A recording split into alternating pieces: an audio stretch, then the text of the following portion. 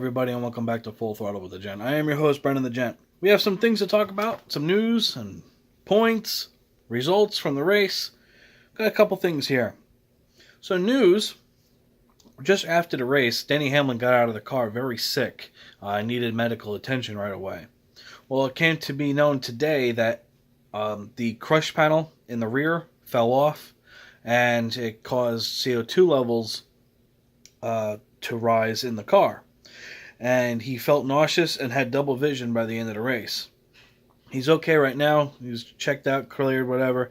But I think NASCAR should implement a device that tells the levels of nitrous oxide and whatever, because this has happened more than once, with a driver. I think Dale Earnhardt Sr. was one of them. I know Denny Hamlin now. There was a couple other drivers. I just don't remember their name at the moment. But there has to be something, a detector of some sort in the race car. Hey, listen, you need to get off or you're going to get very, very sick. Kind of thing. Penalties after the race were Kyle Larson and Daniel Suarez. Each only had one lug nut not secured, so that will possibly result in a financial fine, usually of $10,000. Now, prior to the race, I talked to you about some penalties that were handed out before the race. I think post-qualifying it was. Truex, Bowman, Preece, and Matt Tifft. Bowman, Preece, and Truex failed twice pre-race tech. Truex and Bowman lost an engineer for the race. Preece lost his car chief. I apologize. Tifft failed 3 times. Okay? He lost his engineer for the race. He started at the rear of the field, and when the green flag dropped, he had to do a pass-through penalty. So that was the big penalty of it.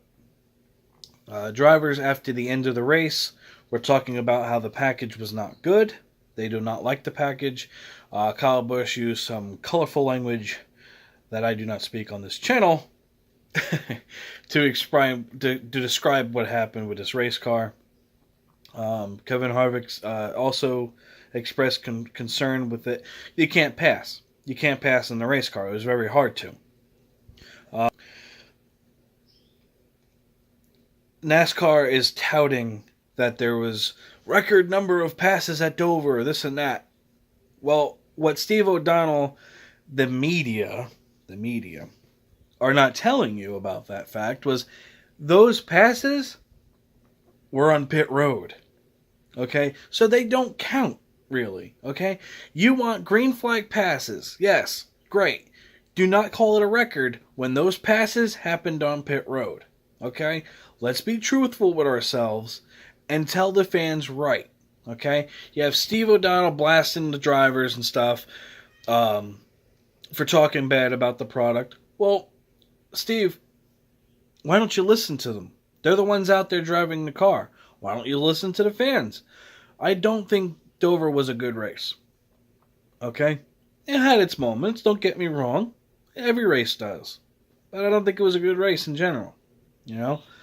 I've been going to Dover. Well, I stopped going to Dover, but I was going to Dover from 2003 to 2006. No, 7. 2007 was the last year I went to Dover. And it's hot. And it's boring because they ended up being in a lane. And this was 2003 when NASCAR was good. When it was at its heyday. But it was always a boring track. So you're not going to fight that. Even when the cars were perfect and everything, it was still a boring track. Now, in the car, when you're racing in it, it's not a boring track. It's fun. I did some sim races there in our 2003, and it's fun. It's challenging. You gotta know what you're doing. That's about it. But back to the media. Here. Look at this picture. Okay, This guy is saying, when was the last time Steve O'Donnell was in a race car? Right? Good for him. He's pointing out the obvious. Listen to the drivers. But you got this idiot from MRN thinking he's a know-it-all. Oh, well, probably the same time that you were in a race car. Really? The media treats the fans horribly. They don't care about the fans. They only care about being know-it-alls and acting like they know everything. Okay? I can't stand... I am the good media. I'm going to tell you how it is, but truthfully, and not opinionated. Okay? I'm not going to put down fans for expressing their point of view on how they've seen it, because that's an opinion. Okay? But that is true, what that guy said. When was the last time Steve O'Donnell was in a race car?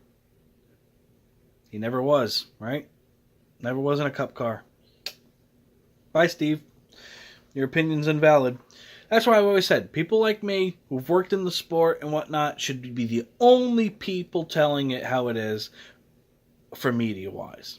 If you like, when they do the NASCAR drivers in the booths, beautiful, because they know what they're talking about. They've lived it. They've done it.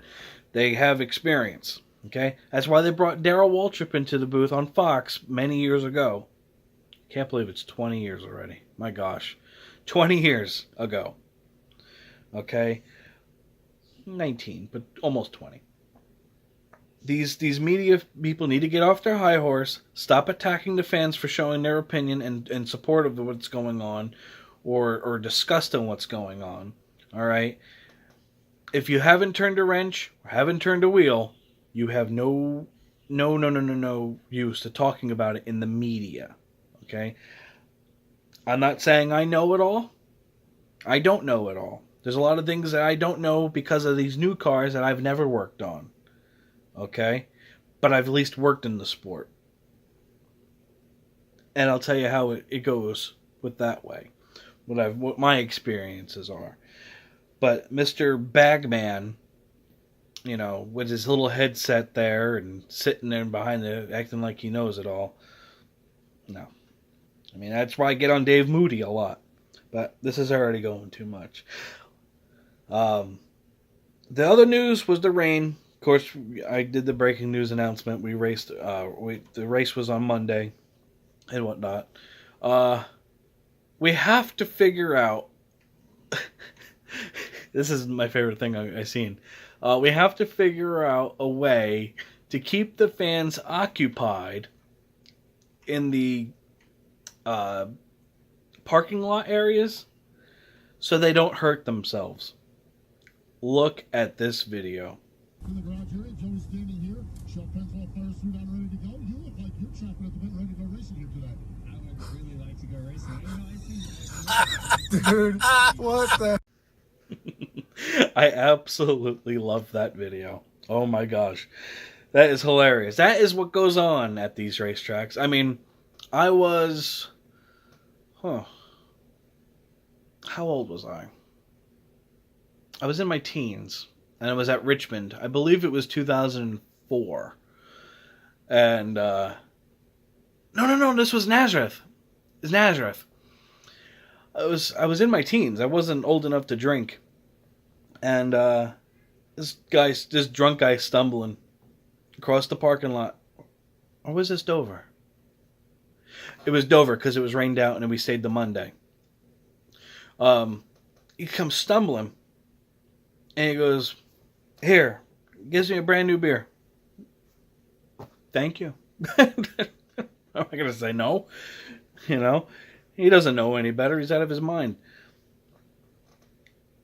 I plead the fifth if that was drank or not. There is no evidence supporting that it was. Nor is there evidence supporting that it wasn't. Gotta love racing. The parking lots are very, very fun. I'm going to tell you that. If you've never experienced a NASCAR race, tailgate beforehand, get there very early, have a great time. Okay, there's plenty of drinking, there's music happening, there's all these things. And that's just the parking lot, that's just the fans. Then you get into the concourse outside of the track, then there's more drinking, there's more festivities, driver autograph sessions sometimes. There's all this other stuff. It's a wonderful experience. It's fun. It's a big old party that comes in the towns once or twice a year, and it's something you need to experience. But that video was from the Twitter account Racing Chewbacca. Just so you know. So I took that from Racing Chewbacca's Twitter account. So I hope he doesn't mind me using it. If he does, I'll take this episode down. But I don't have Twitter, so I can't ask. And I'm not going on Twitter, nor am I ever going on Facebook. I stay away from social media for many, many reasons. One, I'm a lot happier without it. Okay, so that's all the news and all that other jazz. Let's move on to sounds of the race. At 10-15 back. 00, black one down bottom, got a motor going sour, 6 up, 15 will be top, black one 3 up.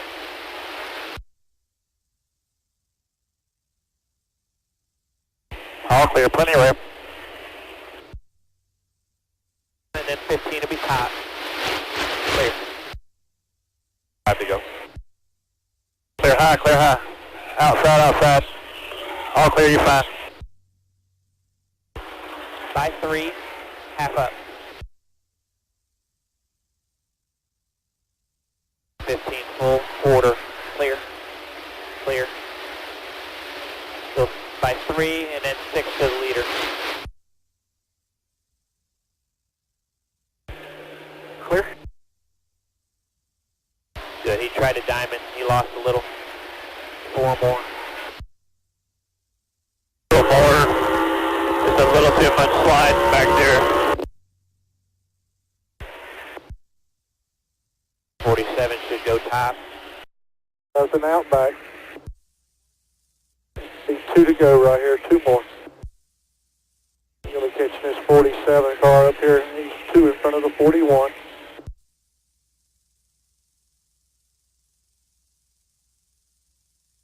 It's still out there. And you're clear. All clear.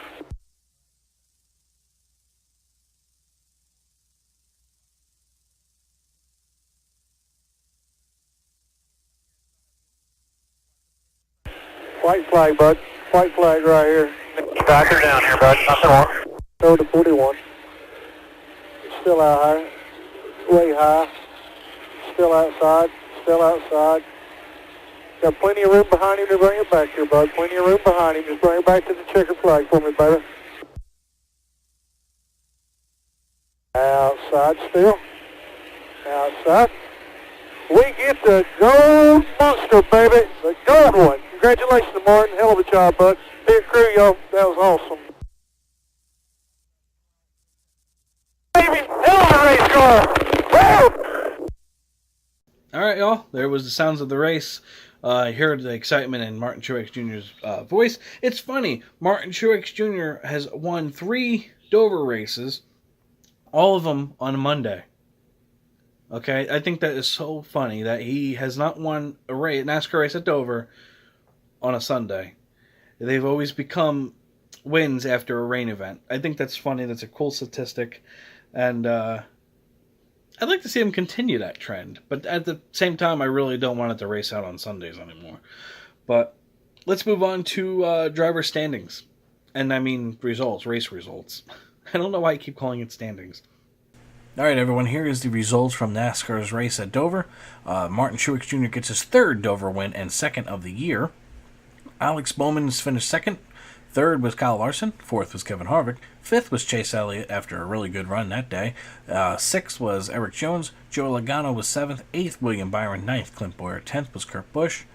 Daniel Suarez was 11th. 12th, Brad Keselowski. 13th, Kurt Busch. 14th, Jimmy Johnson. 15th, Ryan Blaney. 16th, Eric Almirola. 17th, Paul Menard. 18th, Ryan Newman. 19th, Austin Dillon. 20th, Matt D. Burrito. 21st, Denny Hamlin. 22nd, Ty Dillon. 23rd, Chris Buescher. 24th, Michael McDowell. 25th, Daniel Hemrick. 26th was David Reagan. 27th was Bubba Wallace. 28th was Ryan Preece. 29th, Corey LaJoie. 30th was Ross Chastain. 31st, Landon Castle. 32nd was Matt Tift. Ricky Stenhouse Jr., 33rd. 34th was Cody Ware. Reed Sorensen, 35th. 36th was Quinn Hoff. And BJ McLeod was 37th. Let's move on to points. All right, y'all, there's the race results. Here is the points. Okay, y'all, here is the points after Dover. Kyle Busch still has a very strong lead over Joey Logano in second, and Kevin Harvick third. Fourth was Denny Hamlin. Fifth, Martin Truex Jr. Sixth, Brad Keselowski. Seventh, Chase Elliott. Eighth, Kurt Busch. Ninth, Ryan Blaney. And rounding out the top 10 in points, Clint Bowyer. Eric Almirola is 12th, and Daniel Suarez is actually on the bubble. I'm going to leave it at 12 because he is on the bubble to get into the chase. I'll leave up this for a couple more seconds so you can see where your favorite driver is in the point standings, and then we'll move on. All right, y'all, there was the points standings. You're all up to date on this race week. I believe Kansas will be my last race covering it before I leave on my trip. Yeah, I should be doing Kansas, so don't worry about that. Full Throttle with the Gent will be back next week with the news there. Let's move on to our NASCAR trivia question. Okay, everybody, here is your NASCAR trivia question and answer this week from Dover. Who won the very first NASCAR Cup Series race at Dover? Well, the date was July 6, 1969, and you guessed it, the King, Richard Petty, won the very first race at Dover's High-Banked Mile Oval. He led 150 laps and finished 6 laps ahead of second place finisher Sonny Hutchins. He is the king for a reason, and he'll always be the best of the best. All right, y'all, that's all I have for this week. There was your NASCAR trivia question. I'll try to get one written out for next week at Kansas. Get all that information on Friday or Saturday after qualifying. I think qualifying is going to be Saturday because Kansas is an impound race. So as soon as I get the qualifying results, I'll put it on Full Throttle with the Gent. Check out Route 1 Auto Service out of Peabody, Massachusetts. I appreciate it if you do. They're open Monday to Friday, 8 a.m. to 5 p.m. Give them a call at 978-532-4001. They're currently running a special on brakes, $2.99 per axle on most cars. Check out the Full Velocity Racing Network, the TDRRacing.net, and Hobo Racing League for all your esports sim racing needs. And if you like what you see here, and listen to me rant some more, I promise I don't try to rant, but when things I see that of media, folk attacking fans, that's when I need to step in and be the voice of common sense. Please like, share, and subscribe. And I will see you in the next video. Have a wonderful week.